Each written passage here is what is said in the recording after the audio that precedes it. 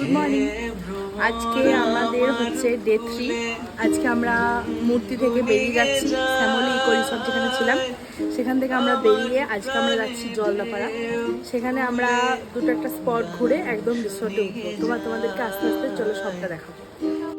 ঠিক কালকের মতনই একই রকমভাবে আজকেও সকাল থেকে বৃষ্টি পড়ছিল।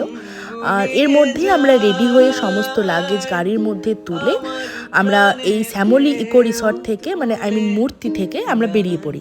আর এই হচ্ছে মূর্তি নদীর ধারে যে আই লাভ মূর্তি যে ফটো মানে সেলফি জোন সেটা এখানে ছিল। তো যাই হোক, এখানে আমরা কিছুক্ষণ বৃষ্টির মধ্যেই দাঁড়িয়ে ছবি টবি তুলে নিই আর তারপর এখান থেকে আমরা বেরিয়ে যাই। তো একই রকমভাবে বৃষ্টি পড়ে। আর আমরা এর মধ্যে যাওয়ার আগে যে ভিউ পয়েন্টটা ছিল সেটা হলো লাল ঝামেলা বাস্তি। তো ওটার পাশ দিয়ে আমরা পেরিয়ে যাই, বাট আমরা ওই ভিউ পয়েন্টটা দেখতে পাইনি, কারণ হচ্ছে এত বৃষ্টির কারণে রাস্তা কিছুটা ড্যামেজ হয়ে যায়, সেই কারণে ওখানে যাওয়া বারণ হয়ে যায়।